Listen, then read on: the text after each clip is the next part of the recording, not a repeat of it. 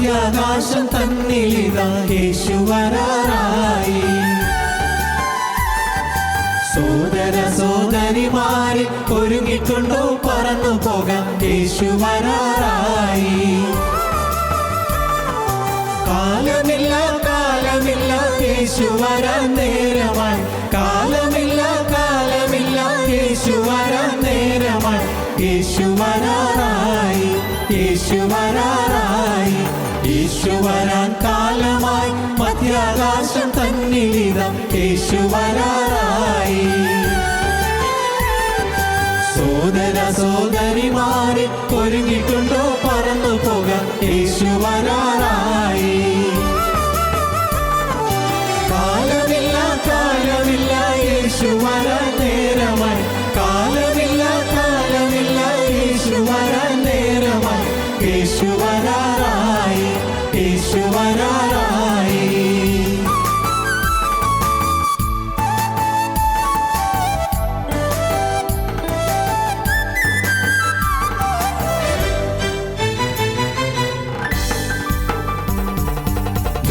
കാലത്തെന്നതുപോൽ നോഹിൻ കാലം പോലെയുമാം യേശു വരും നാളിൽ. വിറ്റും നട്ടും തിന്നുകുടിച്ചൊന്നും അറിയാതെ നമ്മൾ പാർത്തിടുന്നു പാരിൽ. കാലമില്ല കാലമില്ല യേശു വരാൻ നേരമായി, കാലമില്ല കാലമില്ല യേശു വരാൻ നേരമായി. യേശു വരാറായി, യേശു വരാറായി.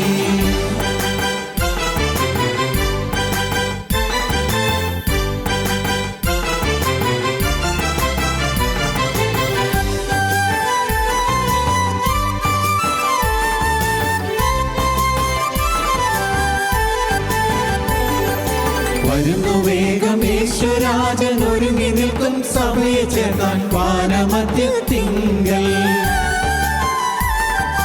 മണവാട്ടി തൻ ഭാരമെല്ലാം നീങ്ങി നിത്യം മണിയറയിൽ വസിച്ചിടുവാനായി.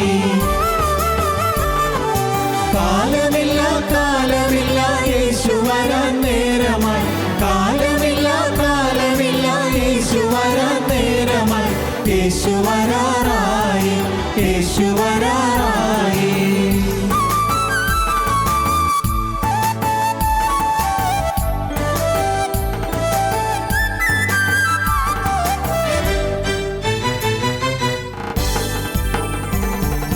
പാരിടത്തിൽ പാടുകളും പട്ടിണി പരിഹാസങ്ങൾ സഹിച്ചു നിൽക്കും ശുദ്ധ. പരമരൂപം ധരിച്ചവരാൽ വാനിലേക്കുയർന്നിടുമേ അതിശയിക്കും ലോകം. ഹല്ലേലൂയ ഹല്ലേലൂയ ആനന്ദമായി പാടിടാമേ, ഹല്ലേലൂയ ഹല്ലേലൂയ ആനന്ദമായി പാടിടാമേ. യേശു വരാറായി, യേശു വരാറായി, യേശു വരാൻ കാലമായി. മധ്യാകാശം തന്നിലിതാ യേശു വരാറായി. സോദര സോദരിമാരെ ഒരുങ്ങിട്ടുണ്ടോ പറന്നു പോകാം, യേശു വരാറായി.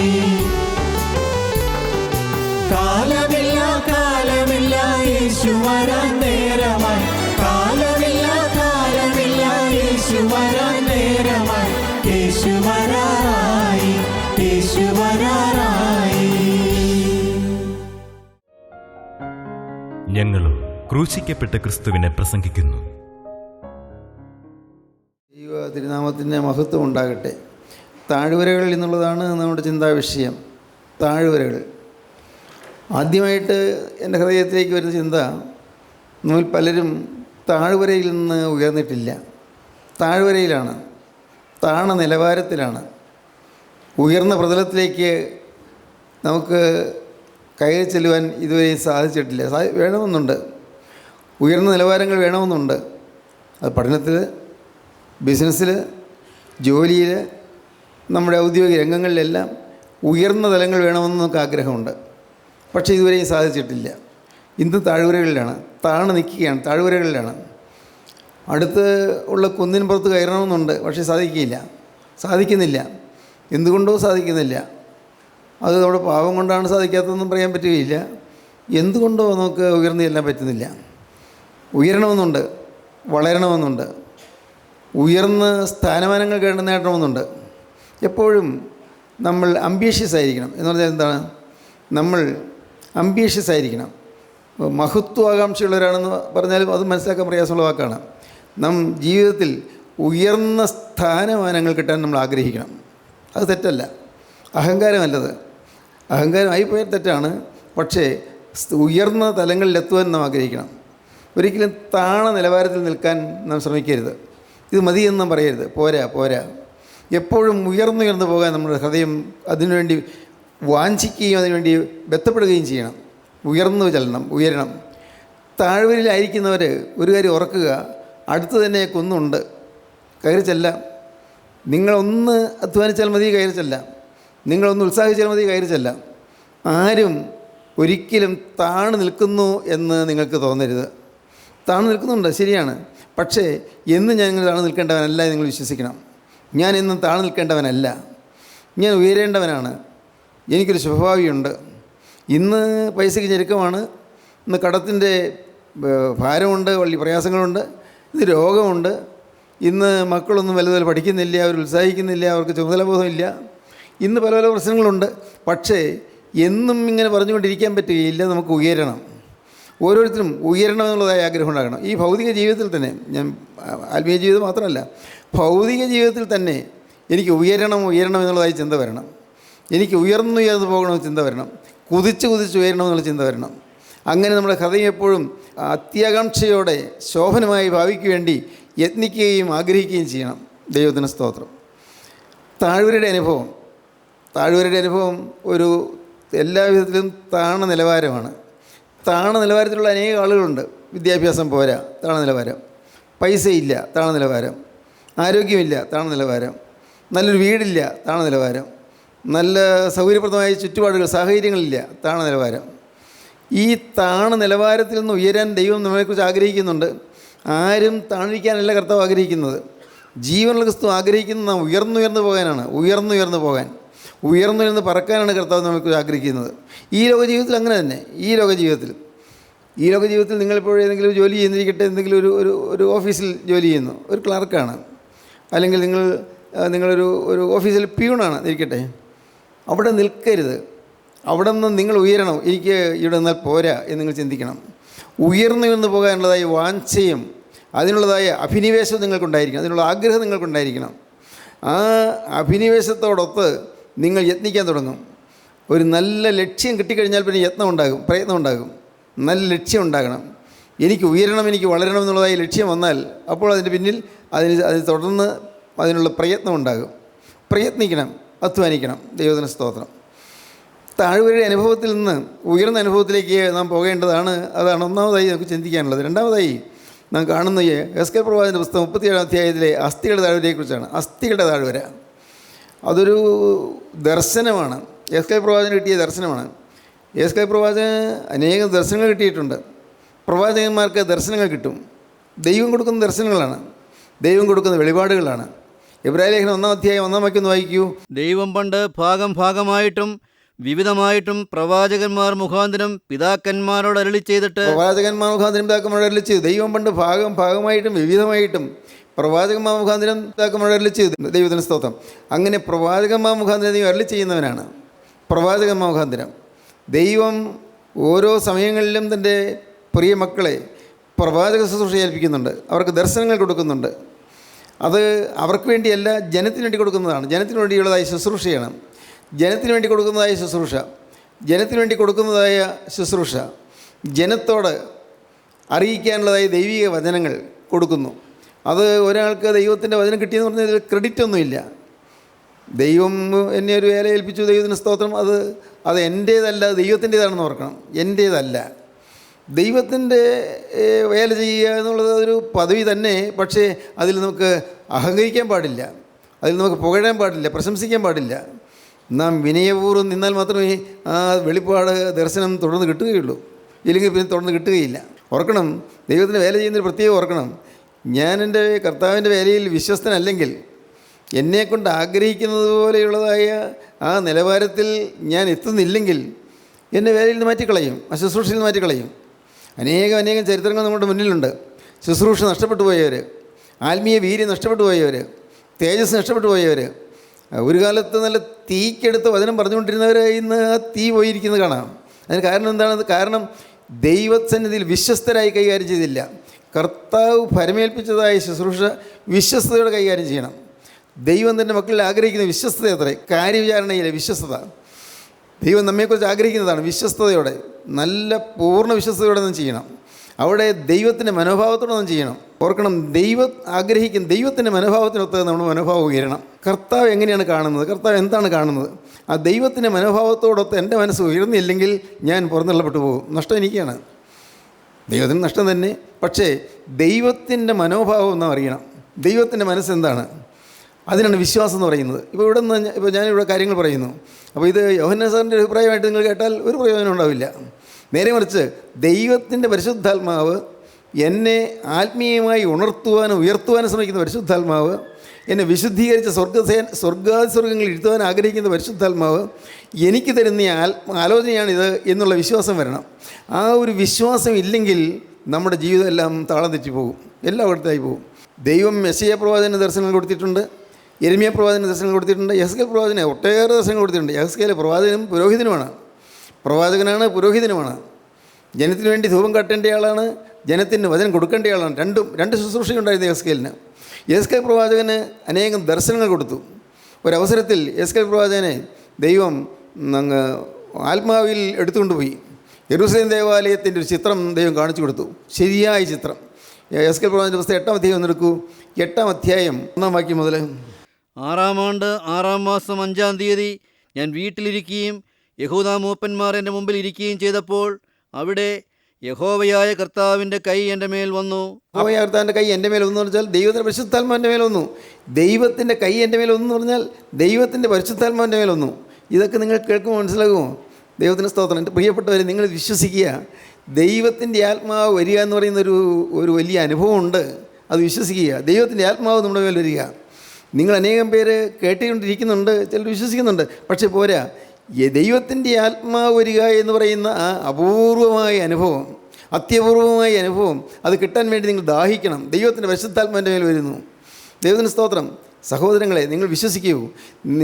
പ്രാർത്ഥിക്കാൻ മുട്ടുമടക്കുമ്പോൾ എൻ്റെ കർത്താവേ എന്ന് വിളിക്കുമ്പോഴേക്കും നിങ്ങൾക്ക് കർത്താവിൻ്റെ സാന്നിധ്യം കിട്ടുന്നത് നിങ്ങൾക്ക് അനുഭവിക്കാൻ സാധിക്കണം. അതില്ലെങ്കിൽ അതിൻ്റെ അർത്ഥം നിങ്ങൾക്ക് എവിടെയോ താളം തെറ്റലുണ്ട്.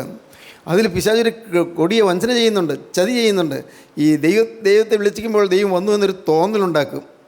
ഇപ്പോൾ ശരീരത്തിൽ ചില വിറയലോ അല്ലെങ്കിൽ ഏതെങ്കിലും ചില വികല്പങ്ങളൊക്കെ ഉണ്ടാക്കും. അത് പിശാചിൻ്റെ കെണിയാണ്, ഫോഷ്കാണത്.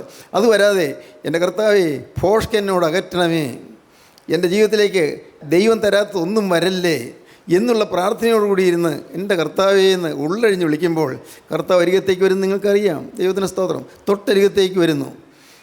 ഞാൻ ചിന്തിക്കുകയാണ്, ഈ അണ്ടകടാഹത്തിൽ എന്തുമാത്രം ഗ്രഹങ്ങളുണ്ട്, ഉപഗ്രഹങ്ങളുണ്ട്, നക്ഷത്രജാലങ്ങളുണ്ട്, എത്രയോ സൂര്യന്മാരുണ്ട്.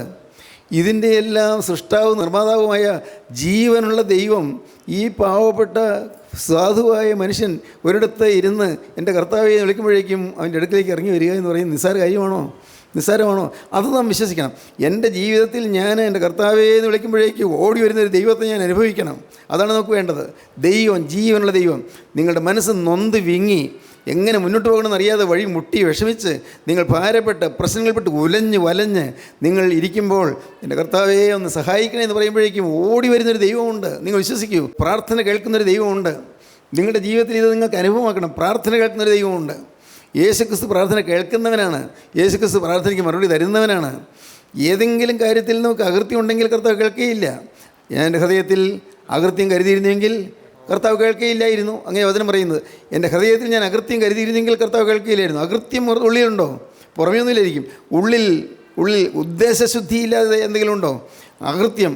എനിക്ക് നേതാവാകണം, എനിക്ക് പ്രസിദ്ധനാകണം, എനിക്ക് എൻ്റെ പ്രസംഗം നന്നാകണം, എൻ്റെ സാക്ഷി നന്നാകണം, എൻ്റെ പാട്ട് നന്നാകണം എന്നിങ്ങനെയൊക്കെയുള്ള ആ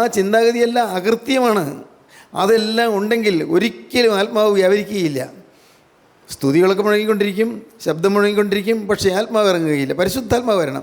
പരിശുദ്ധാത്മാവ് വരിക എന്നുള്ളത് അത് നിങ്ങൾ ആഗ്രഹിക്കണം. ഇന്നിപ്പോൾ നിങ്ങൾ ഇപ്പോൾ ഇത് കേട്ടുകൊണ്ടിരിക്കുമ്പോൾ തന്നെ നിങ്ങൾ വാസ്തവമായി വിശ്വസിക്കൂ, പരിശുദ്ധാത്മാവ് നമ്മുടെ ഇടയിലുണ്ട്. വിശ്വസിക്കുക, അത്രയും നിങ്ങൾ വിശ്വസിക്കൂ. എന്നിട്ട് നിങ്ങൾ ഉള്ളം കൊണ്ട് പറയണം, കർത്താവേ, ഇന്ന് നൂറ്റാണ്ടുകൾക്ക് മുമ്പ് എസ്കേലിൻ്റെ മേൽ വന്ന ആ ദൈവത്തിൻ്റെ കൈ ഇന്ന് എൻ്റെ മേൽ വരണമേ, ദൈവത്തിൻ്റെ ആത്മാവ് എൻ്റെ മേൽ വരണമേ. അതാണ് നിങ്ങൾ പ്രാർത്ഥിക്കേണ്ടത്. വചനം കേട്ടുകൊണ്ടിരിക്കുമ്പോൾ നിങ്ങൾ പ്രാർത്ഥിക്കണം, കർത്താവേ, പരിശുദ്ധാത്മാവ് ഇപ്പോൾ എൻ്റെ മേൽ ഇറങ്ങണമേ, എൻ്റെ ഈ നിസ്സാരമായ ഈ ആളത്വത്തിൽ പരിശുദ്ധാത്മാവ് ഇറങ്ങി എന്നെ രൂപാന്തരപ്പെടുത്തണമേ. ഇതാണ് നിങ്ങൾ പ്രാർത്ഥിക്കേണ്ടത്. ഒരു പ്രസംഗം കേട്ടാലൊന്നും ഒരു പ്രയോജനം കിട്ടുകയില്ല. അപ്പോൾ ഞാൻ നിങ്ങൾ എത്ര നേരം പ്രസംഗിച്ചാലും നിങ്ങൾക്കൊന്നും കിട്ടുകയില്ല. നേരെ മറിച്ച് പരിശുദ്ധാത്മാവ് വന്നാൽ, ആത്മാവ് വന്ന് നിങ്ങളുടെ ഹൃദയത്തിൻ്റെ പരിവർത്തനം വരുത്തുമ്പോൾ വലിയൊരു സമാധാനവും സന്തോഷവും ശാന്തിയും സ്വസ്ഥതയും നിങ്ങൾക്ക് ലഭിക്കും. അതാണ് നമുക്ക് ലഭിക്കേണ്ടത്. അതുകൊണ്ട് പ്രിയപ്പെട്ടവരെ, നാം ആത്മാവ് വരിക എന്നുള്ളതിന് നാം പ്രത്യേകം പ്രാധാന്യം കൊടുക്കണം. വായിക്കാം, 1-ാം വാക്യം ഒന്നുകൂടെ വായിക്കാം. 6-ാം ആണ്ട് 6-ാം മാസം 5-ാം തീയതി ഞാൻ വീട്ടിലിരിക്കുകയും യഹൂദാ മൂപ്പന്മാർ എൻ്റെ മുമ്പിൽ ഇരിക്കുകയും ചെയ്തപ്പോൾ അവിടെ യഹോവയായ കർത്താവിൻ്റെ കൈ എൻ്റെ മേൽ വന്നു. യഹോവയായ കർത്താവിൻ്റെ കൈ എൻ്റെ മേൽ വന്നു. അപ്പോൾ ഞാൻ മനുഷ്യ സാദൃശ്യത്തിൽ ഒരു രൂപം കണ്ടു. അപ്പോൾ മനുഷ്യ സാദൃശ്യത്തിൽ ഒരു രൂപം കണ്ടു. അപ്പോൾ ദർശനങ്ങൾ കാണുകയാണ്. മനുഷ്യ സാദൃശ്യത്തിൽ ഒരു രൂപം കണ്ടു. അവൻ്റെ അര മുതൽ കീഴോട്ട് തീ പോലെയും അര മുതൽ മേലോട്ട് ശുക്ലസ്വർണത്തിൻ്റെ പ്രഭ പോലെയുമായിരുന്നു. അവൻ കൈ പോലെ ഒന്ന് നീട്ടി എന്നെ തലമുടിക്ക് പിടിച്ചു.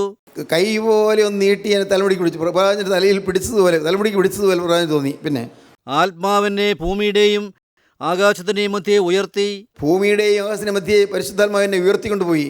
ദിവ്യ ദർശനങ്ങളിൽ യെരുശലേമിൽ വടക്കോട്ടുള്ള അകത്തെ വാതിക്കൽ കൊണ്ടുചെന്നു. ദിവ്യ ദർശനങ്ങൾ എന്നെ കാണിച്ചു തന്നു. പ്രവചനം പറയുകയാണ്, ദിവ്യ ദർശനങ്ങൾ എനിക്ക് കാണിച്ചു തന്നു. സ്തോത്രം. അപ്പോൾ പ്രവചന ആകാശത്തിനും ഭൂമിക്കും മധ്യേ അവിടെ അന്തരീക്ഷത്തിൽ ഇങ്ങനെ തലമുടിക്ക് പിടിച്ച് നിർത്തിക്കൊണ്ട് ദർശനങ്ങൾ കാണിച്ചു കൊടുക്കുകയാണ്. എങ്ങനെ? അവിടെ തീഷ്ണത ജനിപ്പിക്കുന്ന തീഷ്ണതാ ബിംബത്തിൻ്റെ ഇരിപ്പിടമുണ്ടായിരുന്നു. തീക്ഷ്ണതാ ബിംബം, ചിലർക്ക് ചില അമിത തീഷ്ണതകളുണ്ടാകും. അമിത തീഷ്ണതകൾ, അതും ദോഷം, അത് ബിംബമാകും. അത് വിഗ്രഹാരാധന പോലെയായി പോകും. എന്ന് പറഞ്ഞാൽ നിങ്ങൾ പെട്ടെന്ന് മനസ്സിലാകുമോ? ദൈവത്തിന് സ്തോത്രം. തീക്ഷ്ണതാ ബിംബം. ഇപ്പോൾ നാം ഒരു യാത്ര ചെയ്യുകയാണ്. യാത്ര ചെയ്യുമ്പോൾ ഞാൻ കർത്താവിൻ്റെ വേല ചെയ്യുന്ന ആളാണ്. ഞാൻ സുവിശേഷം പറയുന്ന ആളാണ്. അപ്പോൾ ഞാൻ ബസ്സിലായിരിക്കുന്നത്. ബസ്സിൽ അടുത്തിരിക്കുന്നവരോട് ഞാൻ സുവിശേഷം പറയാൻ തുടങ്ങി.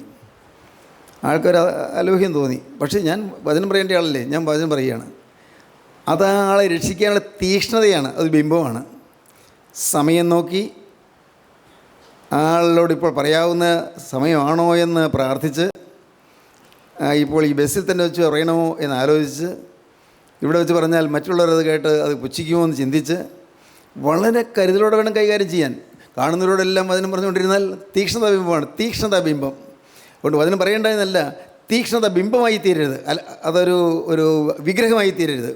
തീക്ഷ്ണതാ ബിംബം, അതാണ് പറഞ്ഞത്. തീക്ഷ്ണതാ ബിംബത്തെ കണ്ടു. പിന്നെ അവിടെ ഞാൻ സമഭൂമിയിൽ കണ്ട ദർശനം പോലെ ഇസ്രായേലിൻ്റെ ദൈവത്തിൻ്റെ മഹത്വമുണ്ടായിരുന്നു. ഇസ്രായേലിൻ്റെ ദൈവത്തിൻ്റെ മഹത്വം ഉണ്ടായിരുന്നു. പിന്നെ അവൻ എന്നോട്, മനുഷ്യപുത്ര, തലപൊക്കി വടക്കോട്ട് നോക്കുക എന്ന് കൽപ്പിച്ചു. ദൈവത്തിൻ്റെ സാന്നിധ്യമുണ്ട്. പക്ഷേ പ്രവാചകനോട് ദൈവം പറയുകയാണ്, നീ മനുഷ്യപുത്ര, നീ തലപൊക്കി വടക്കോട്ട് നോക്കുക.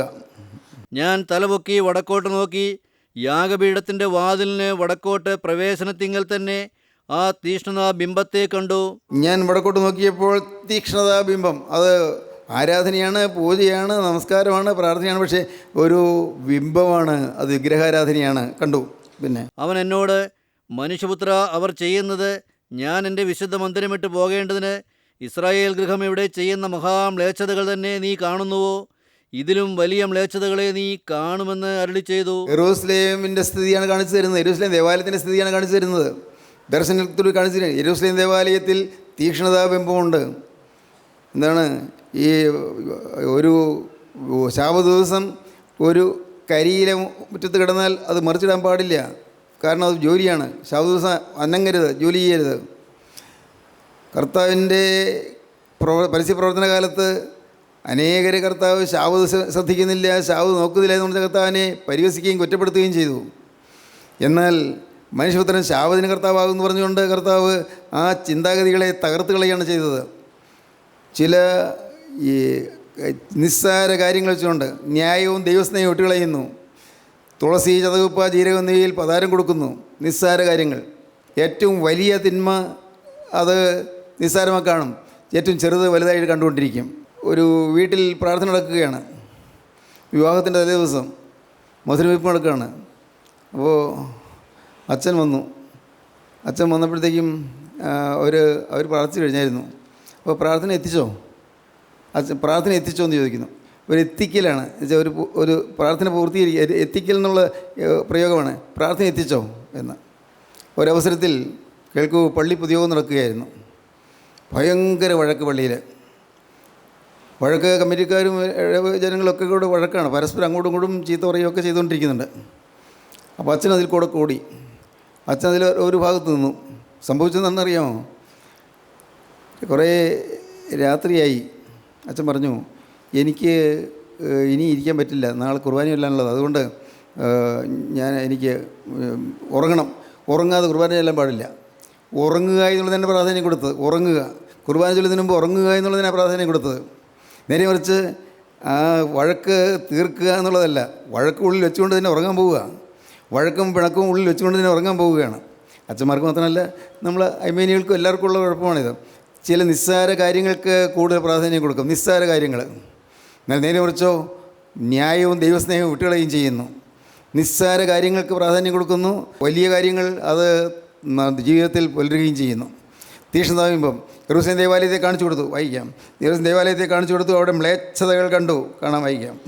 അവൻ എന്നെ പ്രാകാരത്തിലെ വാതിക്കൽ കൊണ്ടുപോയി. ഞാൻ നോക്കിയപ്പോൾ ചുവരിൽ ഒരു ദ്വാരം കണ്ടു. നീ ഇനിയും വലിയ മ്ലേച്ഛതകൾ കാണും. ഇപ്പോൾ ബിംബമേ കണ്ടുള്ളൂ, ഇതിലും വലിയ മ്ലേച്ഛതകൾ കാണും. ദേവാലയത്തിൻ്റെ ചുവരിൻ്റെ അരിയിലേക്ക് ചെന്ന് നോക്കുക എന്ന് പറഞ്ഞു. കർത്താവ് പറയുകയാണ്, അവൻ എന്നെ പ്രാകാരത്തിൻ്റെ വാതിക്കൽ കൊണ്ടുപോയി. ഞാൻ നോക്കിയപ്പോൾ ചുവരിൽ ഒരു ദ്വാരം കണ്ടു. പുറമേ ആർക്കും കാണാൻ പറ്റുകയില്ല, ഒരു ചെറിയ ദ്വാരമേ ഉള്ളൂ, കുഴപ്പമൊന്നുമില്ലല്ലോ. ചുവരിൽ ഒരു ചെറിയ ദ്വാരം കണ്ടു. എന്നിട്ടോ അവൻ എന്നോട്, മനുഷ്യപുത്ര, ചുവർ കുത്തി തുരക്കുക എന്ന് പറഞ്ഞു. മനുഷ്യപുത്ര, ഈ ചുവർ നീ കുത്തി തുരക്കുക എന്ന് പറഞ്ഞു. ഞാൻ ചുവർ കുത്തി തുരന്നാറെ ഒരു വാതിൽ കണ്ടു. കുത്തി തുറന്നപ്പോഴല്ലേ കാണുന്നു, വലിയൊരു വാതിലകത്തുണ്ട്. ആ ചുമരിൻ്റെ അകത്ത് ഒരു വലിയ വാതിൽ കണ്ടു. അവൻ എന്നോട് അകത്ത് ചെന്ന് അവർ ഇവിടെ ചെയ്യുന്ന വല്ലാത്ത മ്ലേച്ഛതകളെ നോക്കുക എന്ന് കൽപ്പിച്ചു. അവർ, ഈ ദേവാലയത്തിലെ പ്രവർത്തകർ, ഈ ദേവാലയത്തിൽ ജോലി ചെയ്യുന്നവർ, അവർ ചെയ്യുന്ന മ്ലേച്ഛതകൾ നീ കാണും. അവർ ഇവിടെ പുറമേ ഒരു കുഴപ്പവുമില്ല, പുറമേ എല്ലാം ഭംഗിയായിട്ട് പോകുന്നു. പക്ഷേ ദേവാലയത്തിൻ്റെ വാതിൽ കുത്തി തുറന്ന്, ആ മതിൽ കുത്തി തുറന്ന്, ആ ഭിത്തി കുത്തി തുറന്ന് അകത്ത് നിന്നപ്പോൾ വലിയ ഒരു ഗുഹയുടെ വാതിൽ കണ്ടു. അകത്തോ മ്ലേച്ഛതകൾ കാണുന്നു. ദൈവത്തിന് സ്തോത്രം. അകത്താണിതെല്ലാം. ദേവാലയം എന്ന് പറയുന്നത് എന്താണെന്ന് നിങ്ങൾക്ക് മനസ്സിലായല്ലോ, പള്ളിയല്ല. ദേവാലയം എന്നിവിടെ പറഞ്ഞിരിക്കുന്നത് നമ്മുടെ മനുഷ്യൻ്റെ ഹൃദയമാണ്. യെരൂശലേം ദേവാലയത്തിൻ്റെ കാര്യം അങ്ങനെ ആയിരിക്കാം, പക്ഷേ അതല്ല ഇവിടെ ഉദ്ദേശിക്കുന്നത്. മനുഷ്യ ജീവിതമാണ്. അവിടെ വലിയ മ്ലേച്ഛതകൾ, അകത്ത് മ്ലേച്ഛതകൾ.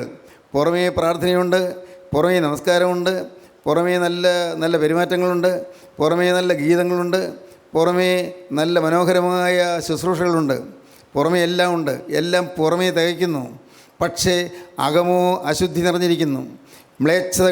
അകത്ത് മ്ലേച്ഛതകൾ. കർത്താവിന് സ്തോത്രം. മദ്യം കുടിച്ചിട്ട് കുർബാന ചൊല്ലാൻ വരുന്ന അച്ഛന്മാരുണ്ട്. മദ്യം കുടിച്ചിട്ട് പാട്ട് പാടുന്ന, ഗീതങ്ങൾ പാടുന്ന ശുശ്രൂഷക്കാരുണ്ട്. പല പള്ളികളിലും പെരുന്നാളൊക്കെ ആഘോഷിക്കാം. മദ്യം കുടിച്ചിട്ട് റാസിയിൽ പങ്കെടുക്കുന്നവരില്ലേ? മദ്യം കുടിച്ച് കുരിശും പിടിച്ചുകൊണ്ട് റാസിയുടെ മുമ്പിൽ നടക്കുന്നവരില്ലേ? ഉണ്ട്, പ്രിയപ്പെട്ടവരെ, ഉണ്ട്. ഇങ്ങനെയുള്ള മ്ലേച്ഛതകൾ, ഈ മ്ലേച്ഛതകളെല്ലാം ദൈവം പ്രവാചകന് കാണിച്ചു കൊടുത്തു. ഇന്ന് നമ്മുടെ മുന്നിൽ ഈ കാര്യങ്ങൾ കാണുമ്പോൾ നാം മനസ്സിലാക്കേണ്ട കാര്യം എന്താണെന്നറിയാമോ? എൻ്റെ കർത്താവേ, എൻ്റെ ജീവിതത്തിൽ അകത്ത് മ്ലേച്ഛതകളുണ്ട്, പുറമേ ആർക്കും അറിഞ്ഞുകൂടാ. എൻ്റെ അകത്ത് വ്യാജമുണ്ട്, അകത്ത് ദൈവസ്നേഹമില്ല എന്ന് മാത്രമല്ല, പലരോടും വെറുപ്പുണ്ട്, പലരോടും ഈർഷ്യയുണ്ട്. കർത്താവിൻ്റെ ഭാവം എനിക്കില്ല, കർത്താവിൻ്റെ ഭാവത്തോടെ ചിന്തിക്കാൻ സാധിക്കുന്നില്ല, കർത്താവിൻ്റെ ഭാവത്തോട് സംസാരിക്കാൻ സാധിക്കുന്നില്ല. എൻ്റെ ഉള്ളിൽ അഹങ്കാരമുണ്ട്.